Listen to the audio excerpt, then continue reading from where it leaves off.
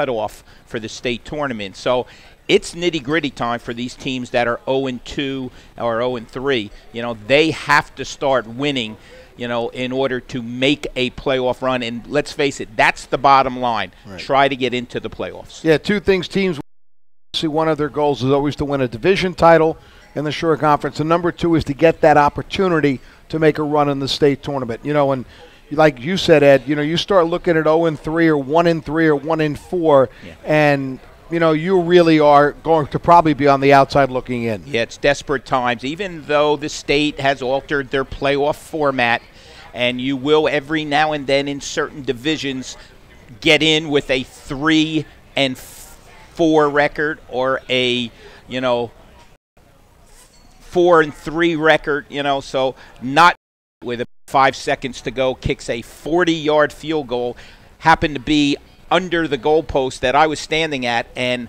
I was 10 yards from the goalpost at least. That ball went over my head. He did have a slight wind. He'd be the first to admit that, but that field goal would have been good from 50 yards out. So that was a big win for Brick Memorial. Long Branch, I think you'd agree, that was an impressive win for Danny George's Green Wave against Carteret. Pretty good team. Yeah, Carteret's a perennial playoff team and has knocked them out last year, so Long Branch needed that victory. All right, so what else from last weekend kind of struck your fancy, and again, holding off on both Central and Middletown South? Well, again, let's take our top two teams. You know, RBC went out of the Shore to play St. Joseph's of Metuchen. Actually, I think they had them at home. Yes, they did. But they were out of the Shore regional, Shore area, and convincingly beat them 41-0. Okay, in order for RBC, we say it every year, to take that next leap, they have to go out and beat some of these Catholic schools, and that was one of them. The other impressive team, our number 2 team, Brick, has made everybody aware that they are the team to beat in the A South with a convincing 41-6 victory over previously 1-0 Southern Regional. And, you know, we talked a little bit about A South and that it looks like the pack has broken a little bit. Brick, Toms River South, and Jackson Memorial, all undefeated, all looking very impressive, may have already early on separated themselves in terms of winning a division title. It looks like if you were a betting man, you'd bet one of those three is going to win it. I totally agree, Kevin. Those 3 teams are the elite teams in the A South. Now, it happens every year that some of those lesser teams, if we want to call them that, you know, with a loss already, upsets some of those undefeated teams. It'll happen again this year. I don't know where it'll come. Last year, you know, Brick was breezing, and a under 500 team, Toms River East, beat the Dragons in a huge upset. So it can happen, but I would agree. Those 3 teams are the elite team. I would agree that the champion will come out of one of those 3. This is the first big bye weekend of the season. Among, well, the group that's got the weekend off, Donovan Catholic, Freehold, Freehold Township, Howell, Marlboro, Middletown North, Middletown South, Ocean, Pinelands, and Red Bank. Whole group of teams. Red Bank, by the way, another team, one of those surprising 2-0s. Yeah, I would say that the team that doesn't want to buy right now is Freehold Borough. Yeah, they're rolling. I mean, they are rolling. They are 3-0 and have come out of the blocks very quickly. They don't want. They beat Howell 41-21 on Saturday afternoon. They would rather just keep playing. They are rolling with Josh Dixon establishing himself as one of the top backs in the Shore. Yeah, Dave Ellis's team off to a very, very good start. Well, we said one of the teams on the bye is Middletown South. That always gives us an opportunity to have head coach Steve Antonucci make the trip south. He's going to join us right after this break. We'll talk Eagles football. You are listening to the Investors Bank High School Football Show on the Shore Sports Network. At Investors Bank, they're more than just bankers. They're also your neighbors who are committed to the communities we call home. For them, it's not about doing what's expected. It's about doing more than expected. Helping you grow and prosper is what they do every day. Be sure to visit their newest location in Spring Lake Heights at 1001 Highway 71 near Warren Avenue. To celebrate every time you open a new account at the Investors Spring Lake Heights branch, from now until October 9th, they'll donate $25 to either the Spring Lake First Aid Squad or the Society for the prevention of teen suicide. You choose. Let Peggy and her team show you the difference the right bank can make. Stop by before October 9th and help them help the community. Their branch is conveniently located at 1001 Highway 71 near Warren Avenue. For more information, find them online at myinvestorsbank.com or call 855-I-BANK-FOR-YOU. That's 855-422-6548. Investors Bank. Banking in your best interest. Member FDIC. Equal Opportunity Lender. Hey, sports fans, no matter what team you root for, Water Street Bar and Grill in Toms River is the best place to catch all your favorite sports action. With nearly 30 HD TVs bringing you every football game, great drink special. You're listening to the Investors Bank High School Football Show at the Water Street Bar and Grill in Toms River on the Shores Sports Network. News Talk Radio WOBM AM 1160 and 1310 and WOBMAM.com. Kevin Williams, Ed Sarluca back at the Water Street Bar and Grill. Matt Harmon has the evening off. He's in the Bronx watching Derek Jeter, who I guess is in the on-deck circle. Baseball fan Steve Antonucci joins us. He's the head football coach at Middletown South, along with his outstanding senior safety, Nolan Peerless, coming off a 2-interception performance in a 41-0 rout of Neptune last week. The Eagles 2-1, having played in week 0. Coach, we'll start with you. Always good to see you, and that was a very impressive win for you last week. You had to be happy with your team's play. Oh, absolutely, and thanks for having Nolan and I here. It's always an enjoyable time for any of our players and for myself. No, we were very pleased, obviously, with how we played last week, and it came from the time we put into practice and the things that we needed to correct from the previous game. Although your previous game against a good South Brunswick team, you did a lot of good things in that game, a hard-fought loss. Yeah, you hate to lose anytime, but there are things when you can get out of losses, and the older I get and the more I do this, the more I start to understand that, and you definitely can take away some positives from what could be a negative, in terms of the loss, but I certainly left the South Brunswick game feeling good about our football team. Well, before we bring in Nolan, Coach, let me throw some numbers at you. I know you hate to hear these, but I'm going to throw them at you, okay? 25 times in the playoffs.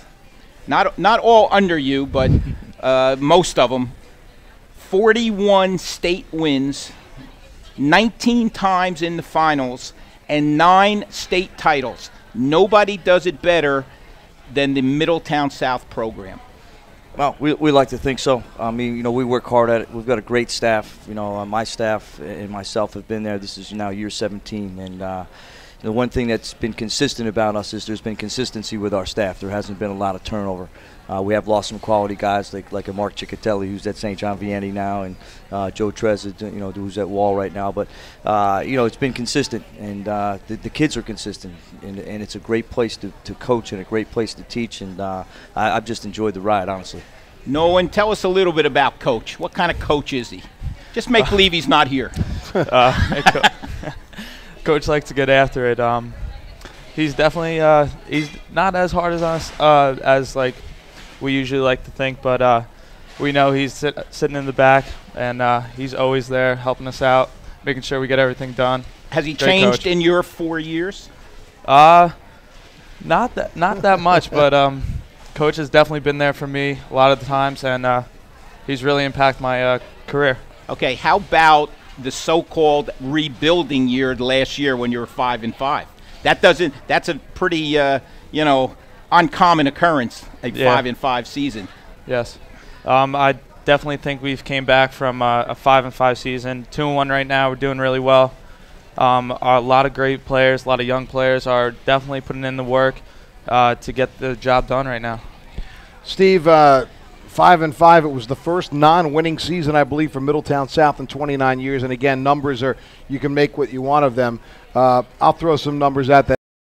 Philosophy by you and Al, your defensive coordinator, to change fronts, because you're a traditional 4-4. He was, and I read this year that you've gone to a little different front, a 4-2-5, with putting the extra secondary guy back there. Yeah, I think the game changed. Honestly, it wasn't the spread offense. Yeah, I mean, I think high school football has followed suit with college football, and even in the pros. I mean, no one's under center anymore. Everybody's in the gun. Everybody's spreading you out. They're trying to put their athletes against, slower, maybe non-athletic guys, in space, and that's what this game has become right now. So we had to make an adjustment, and I think we made the right adjustment to this point right now, and I'm excited for our kids, and I know Al's excited about what he's doing on the defensive side, and I know these guys are very receptive to what's going on right now, and I think it was out of necessity more than anything.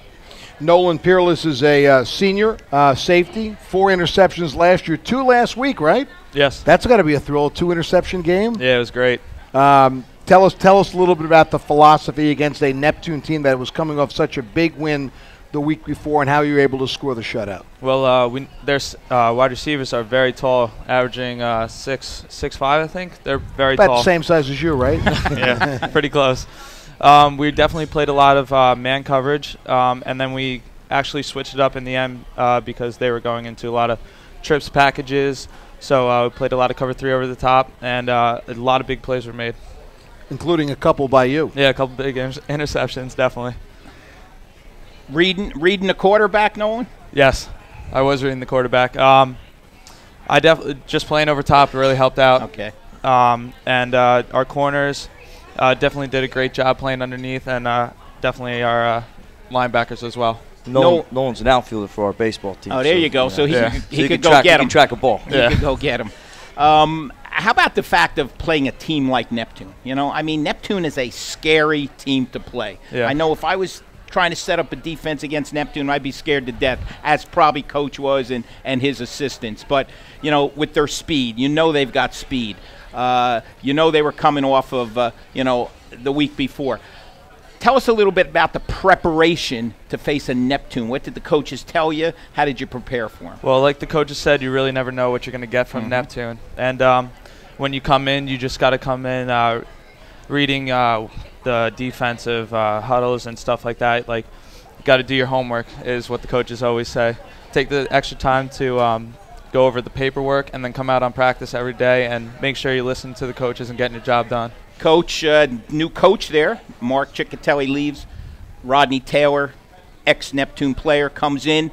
Has the program changed?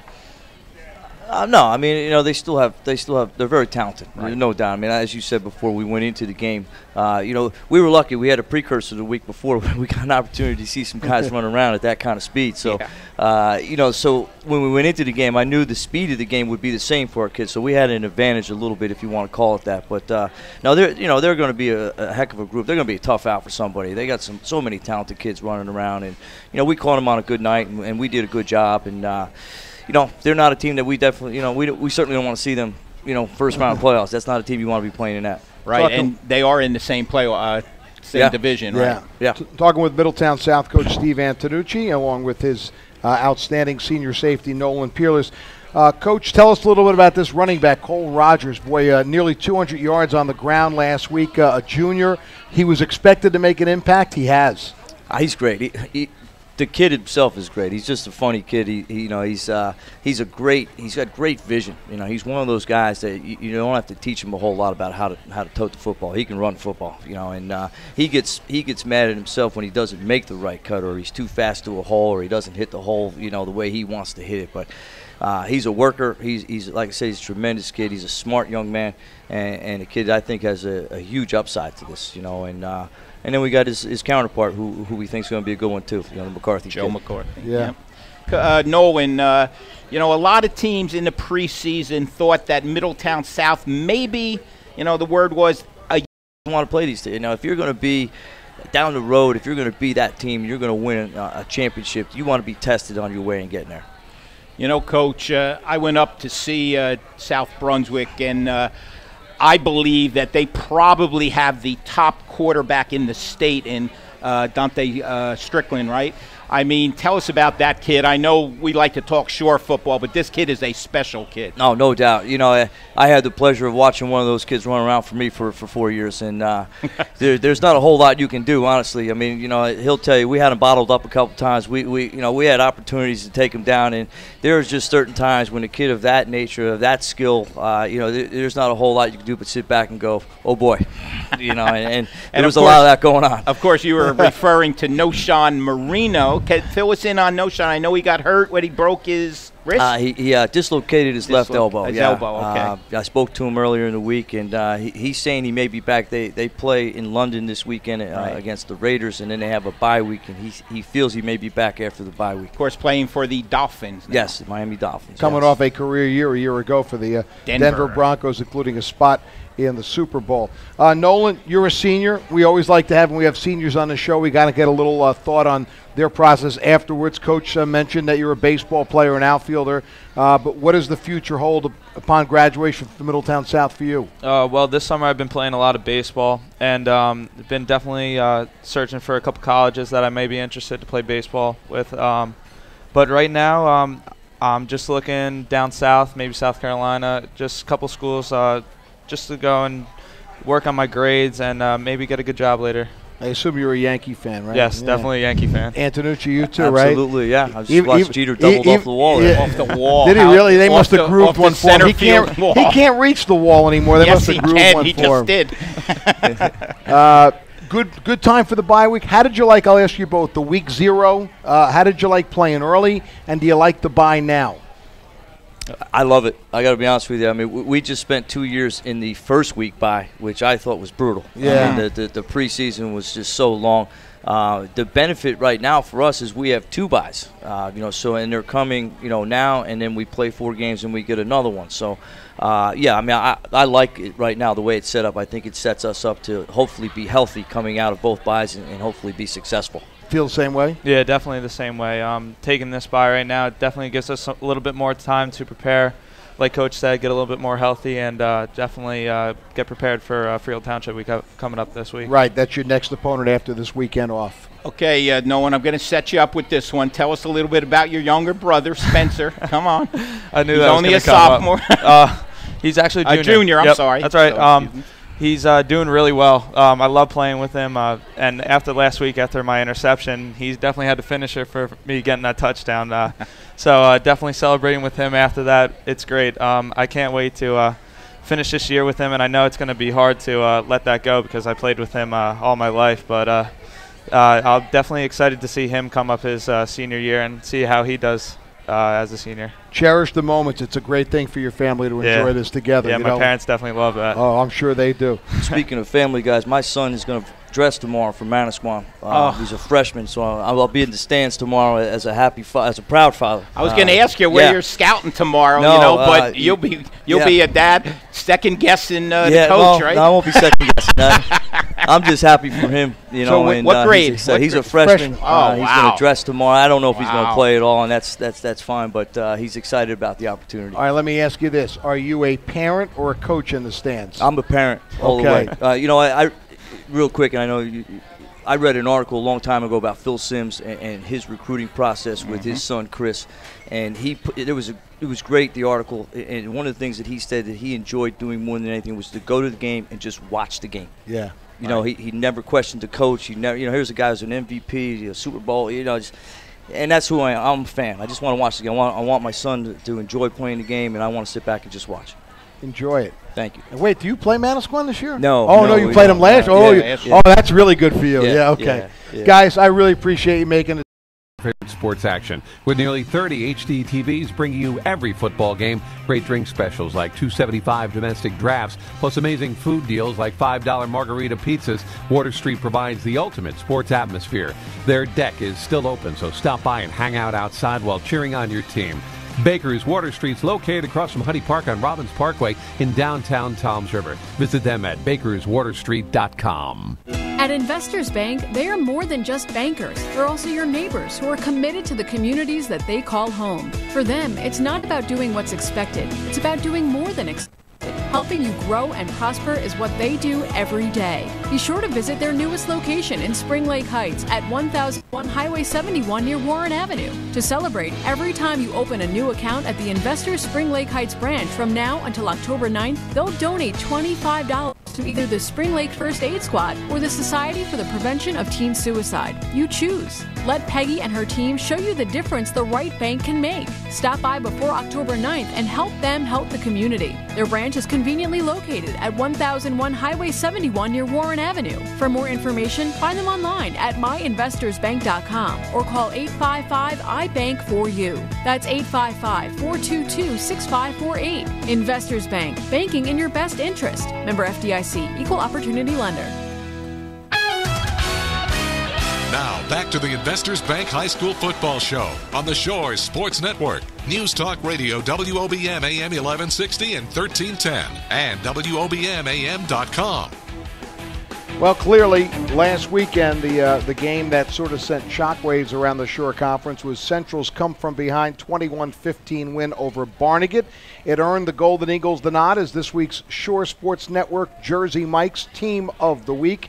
Their head coach in his second year at his alma mater is Willie Jacobs. He's there tonight along with his senior two-way standout, Liam Christensen. And usually we go to the coach first, but Liam, you were here first.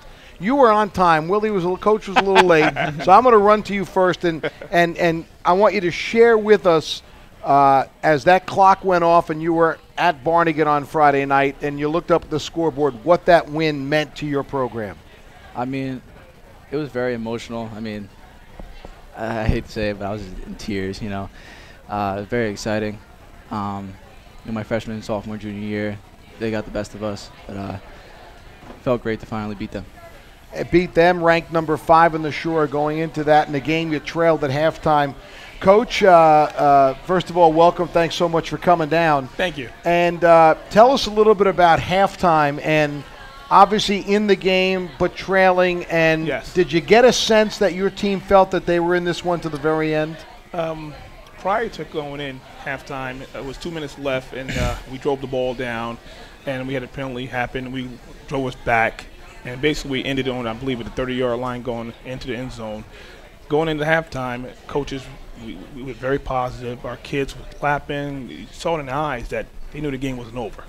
And the speeches and the adjustments we made, the kids was alert, ready to go back out there and believed in what we was preaching to them.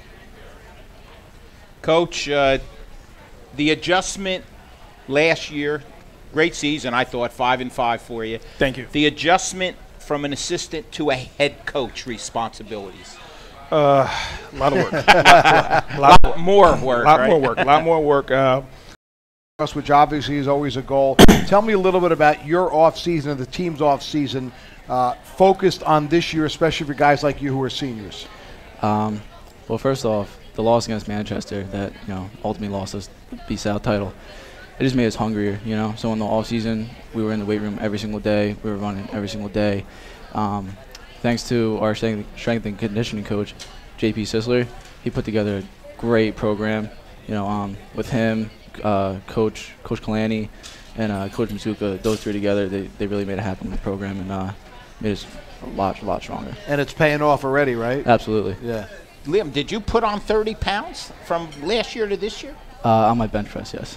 Okay, 30 pounds on his bench press. Okay, a little misleading in that article there, but that's a big jump anyway. Yeah. I mean, I know you guys credited Coach Sisler with that, improvement, but tell us a little bit about this guy as a coach over here. Okay, again, as I said to you put these guys Nolan, on the spot I know. Make believe he's not here. Go ahead. What kind of coach is he? I mean, he's a great guy. Me and Coach Jacobs, we go all the way back to middle school wrestling, Okay.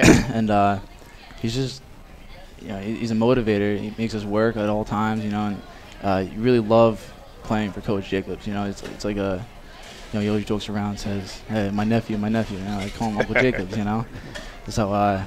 He's a great guy to play for, and I love him. So when he got the job, last year, you were pretty happy. I was ecstatic. I was so excited. Great. Hey, Willie, tell us, too. I was at a practice the other night when we did the Jersey Mike's Team of the Week. Yes. And, the field that you're coaching those kids on is the same practice field you played on. I kidded, it was not far from the one I played on. But how much of a thrill is it for you to be coaching at your alma mater, and when you take a look around and said, hey, this is like going back 20 years. This is deja vu all over again, man. Deja vu, but I know I can't do what I did like years ago now. Gain some pounds. I used to be a running back. Now I might be a tackle. It's an honor. It's an honor to coach at the school that you played for, and also the building and seeing what's going on, the positive vibe. Years ago, the program itself was losing a lot, and the coaches were working hard, and we tried to find an answer. Coach Casal came in with a lot of spirit, built the program back to where it was going, and right now he's involved with us. He's helping out, and on the positive side. But playing at and coaching at Central Regional has been a wonderful experience. I hope to be there many, many years. Liam, what's this all about? Freshman year, you're a quarterback. Sophomore, junior, you're a running back. This year, you're a center. Tell what's going on there? I mean, they needed you.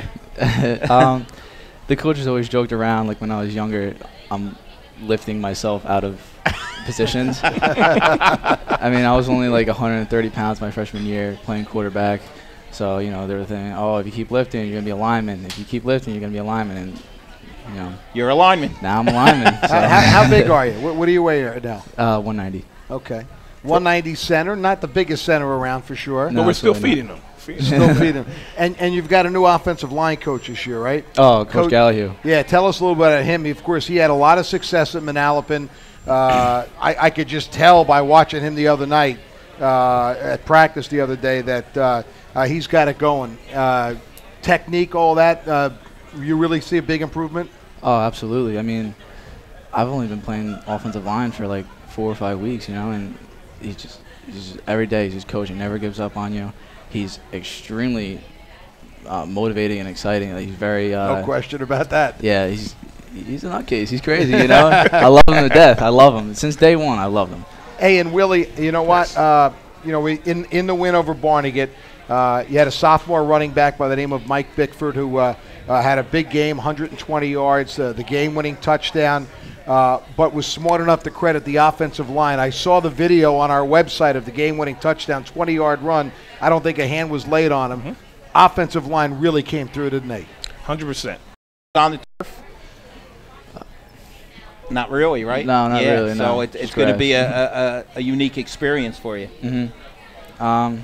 I mean, I'm excited. It's just a football field, though. There's artificial. Or still 100 yards long, right? Yeah, it's just fake grass. That's all. Coach, the one thing that did happen last week with you beating Barnegat is, the general perception, and whether you read or whether you hear and whether you really care or not, was just the odds-on favorite to win B South, and everyone else was playing for second. Now all of a sudden they have a division loss, so everyone starts thinking, hey, you know what? B South, little things. Everyone's sort of now invested in it, right? It's wide open, and not just for Central Regional. For a lot of teams out there, exactly. Point Pearl, right. Lakewood. Right now, the division itself it's everyone's close. Yeah. There's no such thing as a bad team in the division. We're working. Everyone's working. Yeah. How about you? We do with the seniors. What's next for you? Do you play any other sports? You still wrestle? No, I don't wrestle anymore. Okay. During the off season, I just think about the next season coming up, just train harder than ever. And as far as colleges go, I'm hoping to go to just some D3 school, play football. I was talking to Coach Loveland today. He went to Salisbury. Okay. And I was interested in Salisbury, and we'll probably send a couple of tapes down there, take a visit. But for right now, it's football for your senior year, just every absolutely. weekend, right? Yeah, every weekend. Coach, we mentioned those linemen and how important they are. Mention some of those guys up front, the big guys. We had Rudy Solomon playing left tackle, Darius Marrow playing right tackle. We have Augie. We got nicknames for him. Again, on my cheat sheet right here. Of course, we have our center, Liam Christensen, who's one of our captains. We like the nicknames, by the way. Oh, without a doubt. He kind of looks like, we just called him the other day. He is a famous singer. Who was that? Augie looks like. I'm not sure. Who sung at the Super Bowl? The singer in the Super Bowl. I'm going to blank. Anyway, Jake Augustine. He's one of our guards. 5 guys who've been working. They're coming together. Like I said before, Coach Gallagher is doing a wonderful job with those gentlemen. Yes, he is. Even the younger guys right now who's playing JV, they're getting better at the offensive line. And the win over Barney gets sealed by a late interception by an Ayers, which is not unusual because there's been a lot of Ayers. Matt Ayers, who has got the same build as his dad, Al, who's about 130 pounds soaking wet, it looks like, but I guarantee he can stick, right? Oh, without a doubt. Yeah. Kid is aggressive. Yeah. He makes plays.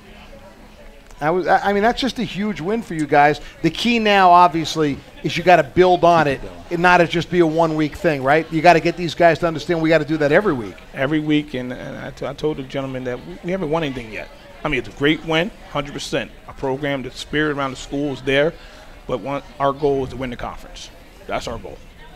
1 week at a time, man, right? 100%.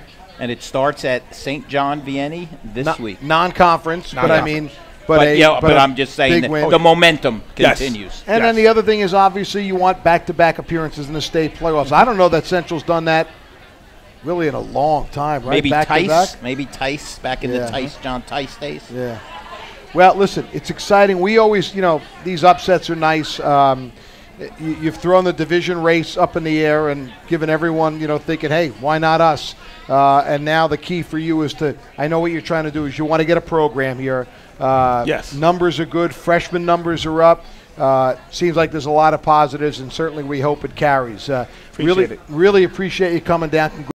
For the staff and myself, but it was a long year, but the kids, they stayed the course, and we were able to kind of steal that game towards the end there with Lakewood to kind of set us up for some success going into the offseason and carry over to this year. Yeah, how important was that W in your next-to-last game, a 19-18 win over a Lakewood team that would go on to the semifinals of the state tournament? How important was that win for you guys?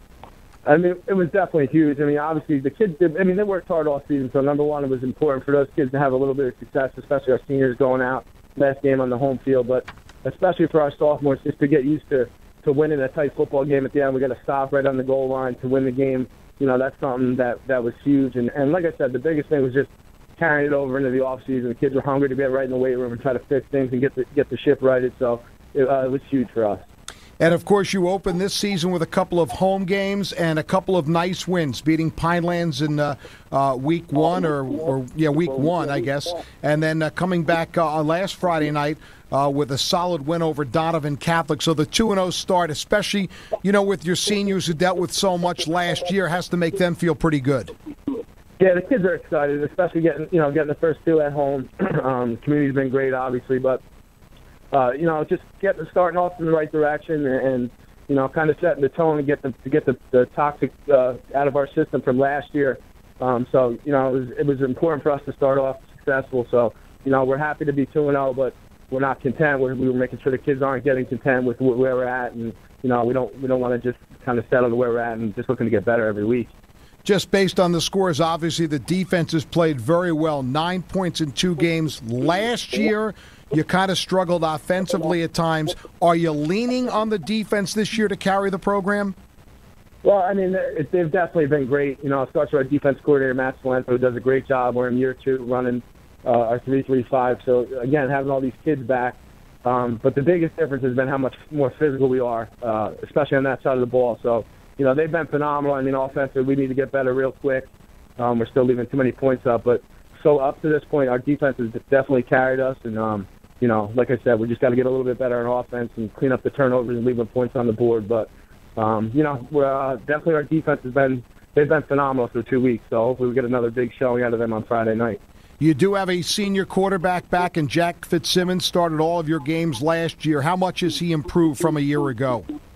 He's been big. He got hurt in our first scrimmage, so we held him out the rest of the preseason. So he was definitely a little rusty that first game against Pinelands, but he bounced back and had a big game against Mondon. And, he's our leader. He's like having a coach on the field. I know it sounds cliche, but, he does things because he's so comfortable in the offense and obviously as well on defense that, you can't teach. And, we're able to check in and out of things on both sides of the ball with him kind of leading the show. So it's been huge having him back for his senior year. Friday night, you head on the road for the first time this year, and an opponent that I would think you're not all that familiar with, heading to Bishop R. What can you tell us about them? I mean, they're a spread team. They have a lot of good athletes. Their skill kids are pretty athletic. It's definitely going to be a tough game, and obviously, like you said, it's even when anybody in the short conference, you kind of have a feel and a pulse for what the program's like, what they're known for, their offense and defense. So it's almost been like a playoff game in terms of not being familiar with them and as well as their opponents. So we've worked hard to study the film. The kids are working hard to figure out obviously what we're going to do on our side. But our defense coordinator is a Middlesex guy, so he's been getting a lot of heat all week because he's got he's got some roots up there. So we have all their films and. We're going to be prepared, and like I said, it's definitely different going up to Middlesex, but we're just treating it like any other week. Talking with fifth-year Point Pleasant Borough head coach Sean Henry as Panthers winning their first two to start the season. And again, this is a year after they won only one game, so obviously things a whole lot better. I know one of the comments you mentioned in our Shore Sports Network preseason football tab was the fact that you have so many coaches on your staff who are former players and how much that's a positive for your program. Talk about that a bit.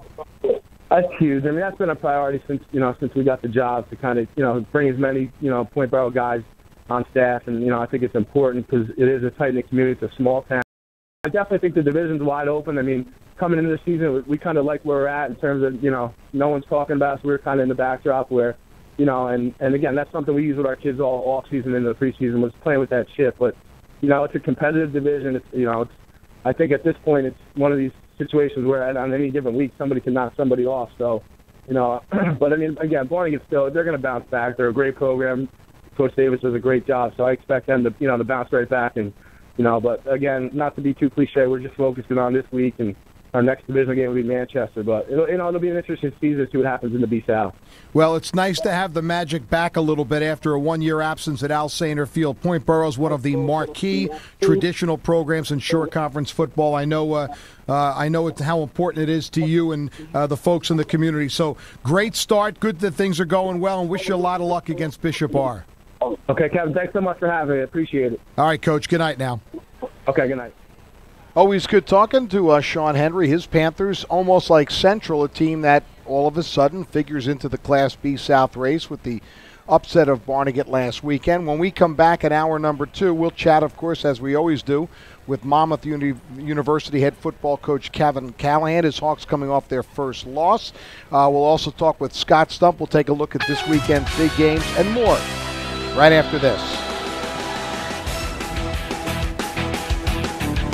WOBM Lakewood Township, WADB Asbury Park, a Town Square media station. Live from the Preferred Home Healthcare Studio, this is the Jersey Shore's news leader. Listen online at WOBMAM.com and on the Radio Pub app for smartphones and tablets. News Talk Radio, WOBM AM 1160 and 1310.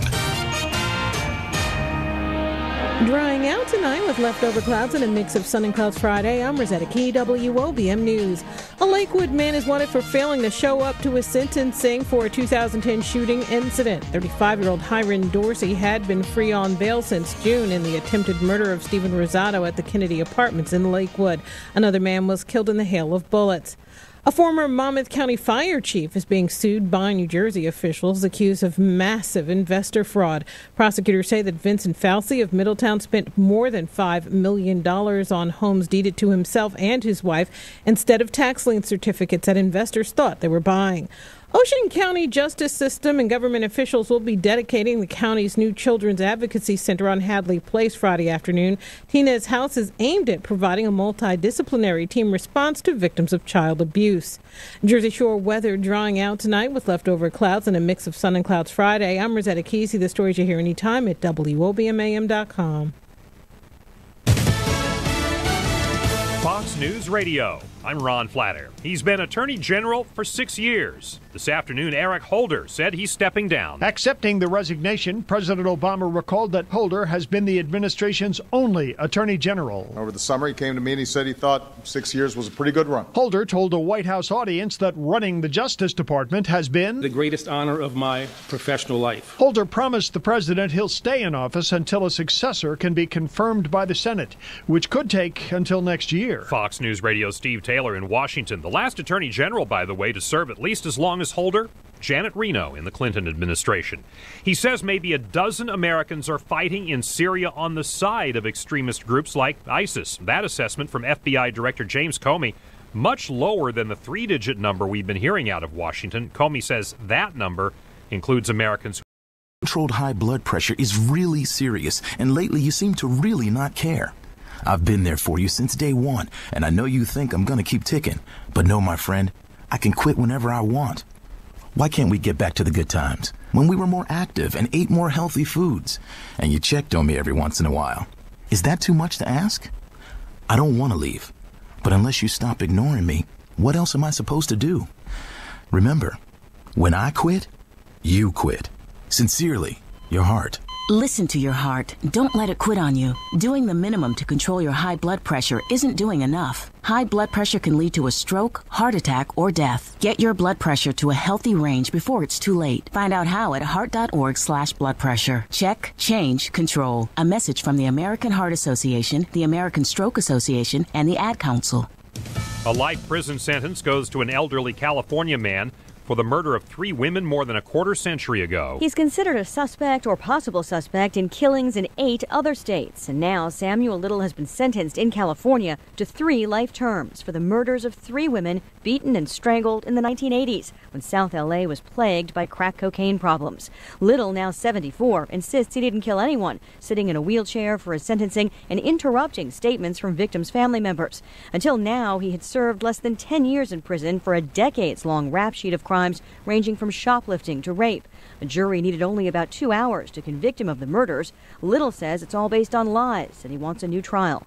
Lisa Brady, Fox News Radio. The 3rd American medical missionary to be flown back from West Africa for Ebola treatment is out of the hospital. I would like to request a continued outpouring of prayer and practical help for the people of West Africa. Though my crisis has reached a successful end here, unfortunately, the Ebola crisis continues to spin out of control. Dr. Rick Sacra was treated in Nebraska. Lights, camera, drones? HBO's Game of Thrones, Skyfall, Harry Potter have all used drones during filming overseas, but filmmakers in the U.S. were hindered by FAA regulations until now. Chairman of the Motion Picture Association, Senator Chris Dodd, says it'll have several effects. First, on consumers. This decision is going to allow that audience to have that enhanced experience. And the senator also says it'll bring jobs here to the U.S. versus overseas. It allows for more of that production now to occur in the United States, thus increasing, I hope, the job opportunities, the revenues. However, the permits do come with limitations, including they be used only on closed sets, be operated by a 3-person team, and use a drone operator. Michelle Polino, Fox News Radio. The Dow lost 264 points today. I'm Ron Flatter, Fox News Radio. You're listening to the Investors Bank High School Football Show at the Water Street Bar and Grill in Toms River on the Shores Sports Network. News Talk Radio WOBM AM 1160 and 1310 and WOBMAM.com. Welcome back. Kevin Williams, Ed Sarluka here at the Water Street Bar and Grill in Toms River for the Investors Bank High School Football Show. Matt Harmon on assignment in the Bronx watching Derek Jeter play baseball. Kevin Callahan's the head coach of the Monmouth Hawks. The Hawks coming off their first loss of the season last week as they played the first of 3 straight games in Pennsylvania, falling to Duquesne. They get right back on the bus and head out to Lehigh University this weekend. Coach, as we say, welcome to the show, minus Matt. When you got a chance to break down all the film of the 30-21 loss at Duquesne. Right here, and we didn't do that. So I think that the lesson that we took away from that game as a team is that, you know, we've got to be aggressive no matter who we're playing. We can't let one play influence, you know, how we're going to attack the opponent, and we've got to take advantage of opportunities on offense. Coach, give us, I know you've had some injuries up front to the offensive line. Give us a little update on the status of some of those guys up there. Well, as you know, Ed and Kevin, we played without 2 of our starting offensive linemen, both guards, Hunter McHugh and Reese Johnston, last weekend. They're both back practicing this weekend. They've both been cleared to play. So, you know, we think they'll be ready to go. But if they're not, the next guy in is one of our local products here, Colts Neck offensive lineman Ryan Wetzel, who could see significant time on Saturday. How about your middle linebacker, Dan Sullivan, the Manasquan grad? He's had completed his first full week of practice since the ankle injury. He's looked pretty good. He's looked healthy. He's moving around. He hasn't had any adverse effects from practice, so he's good to go as well. Coach, this Lehigh team comes in with a very deceiving 0-3 record. They have been torched defensively by 3 good teams, New Hampshire, James Madison, and Yale. They've given up over 600 yards per game, and a lot of them on the ground. They've given up 32 points a game. Are these numbers deceiving? Extremely deceiving. I think that's a great word for it, Ed. As you said, they've played some very good teams. In the James Madison game, which is a CAA team, they're up 21-0 in the game and look like they're on their way to a rout. Then there's a lightning delay that stops the game for 45 minutes. When they come out of the lightning delay, JMU starts fast and brings the game back to 21-17. From that point on, they traded some scores, and JMU got ahead by 3, and Lehigh drove the length of the field and under a minute lined up for a last-second field goal that would have sent the game into overtime. The field goal was blocked. The next week they go play a New Hampshire team who's ranked 5th in the nation right now, and looking at them on video, one of the best teams I've seen in a number of years. They've got it all, and they really they kind of took it to Lehigh early on. Lehigh tried to mount a comeback in the second half, but they really had too much to overcome. And then last week, you saw Lehigh go up 28-7 on Yale. And then they had a couple of turnovers in the second half, and Yale was able to capitalize on those turnovers, and they've got a great offensive unit there, and they end up winning the shootout 53-44 or 54-43. So, it's a little bit deceiving that the Lehigh offense can score points fast. They're a team that has started fast. They've got a very good running attack of their own, and they're throwing the ball pretty well. They've had some trouble slowing people down on the defensive side, but they've been put in some pretty difficult situations sometimes because of maybe some turnovers. Coach, this is off the field, a special game around the country because all of the college football coaches will coach to the cure, MD. Duchenne muscular dystrophy, such a debilitating,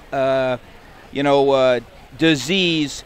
All of the coaches around the country are going to be wearing armbands to fight this disease. Tell us a little bit about that.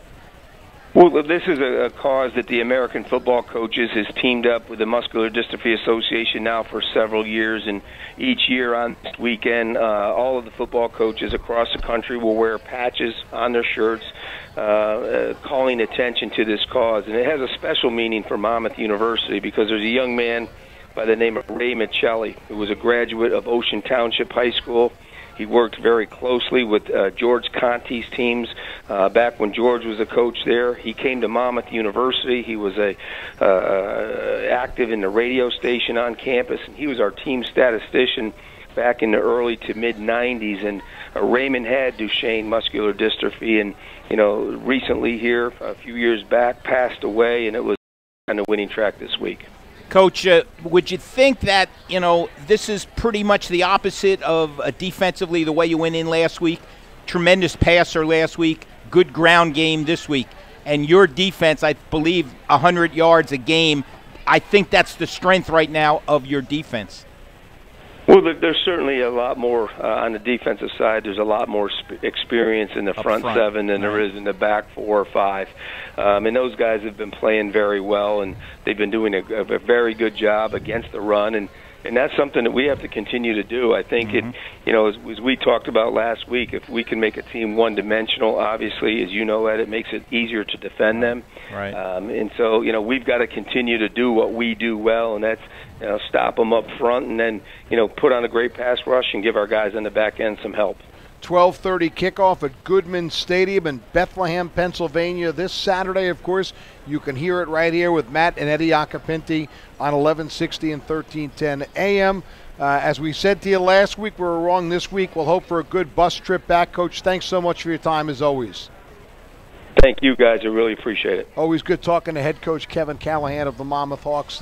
Work cut out for them this week. This is a big game for them. Yeah, that stretch ahead. They're not yet in the conference schedule. No. They're trying to get their W's now because they know it's going to be a little tougher down the road. Well, how tough will that be down the road in the Big South? 3 of the teams ranked in the top 25, combined 11-1 Charleston Southern and Coastal Carolina at 4-0, and Liberty at 3-1. So that's a tough road ahead once they get to the Big South. You'd like to bank some W's right about now. Yeah, I think they'd settle for 5 W's right now going into that Big South schedule. Well, we go back to high school football. We'll talk very shortly with our own Scott Stump. We'll take one more time out.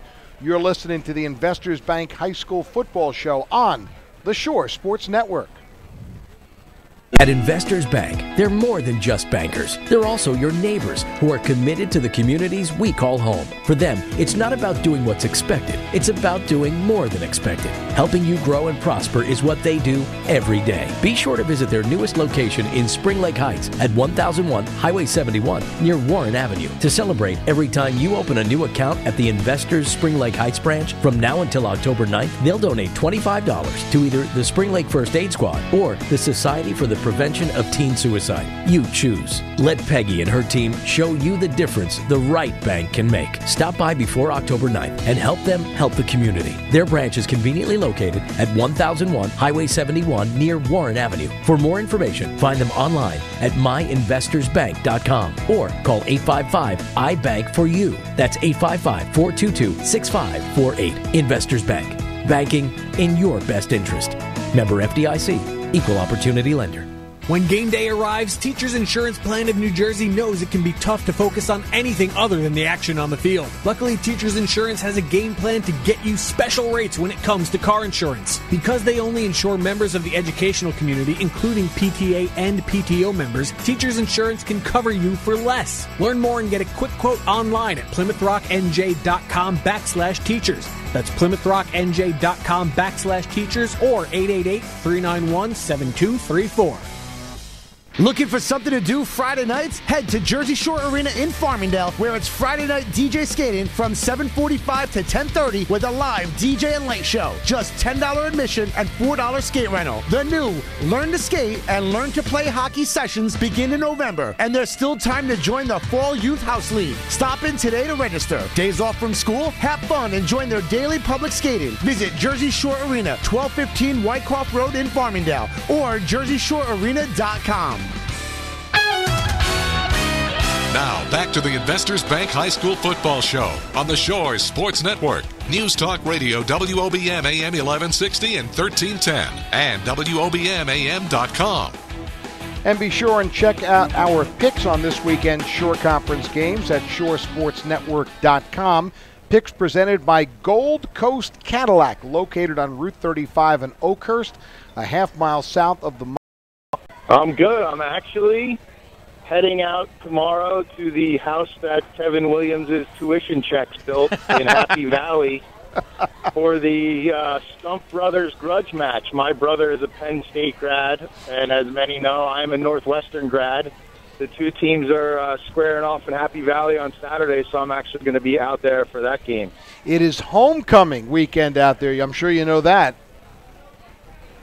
Yeah, that'll just mean there'll be an extra 3 or 4 beer cans flying at my head when Northwestern's down by 2 touchdowns. I'm going on record. I'm going to tell you right now that will be a close game. I don't think Penn State will roll by you at all. But anyway, Scott, let me ask you this first before we get into our high school schedule here. Are you a true sports fan? Did you watch Jeter hit one off the top of the wall at 7 o'clock? No, I'm a Mets fan. Oh, and, you missed Derek it. Jeter's had a tremendous career and everything, but it's kind of getting to the overkill point with the 5th send-off. Yeah, it's almost over. Know, definitely an emotional night tonight. I understand if you're a Yankees fan, I could see how this would be really special.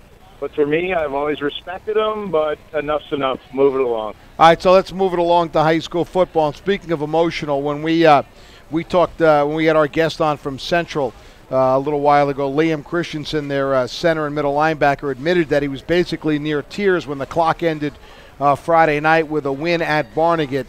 You know, we sometimes we can go a little bit overboard. Scott, that was a stunning upset, was it not?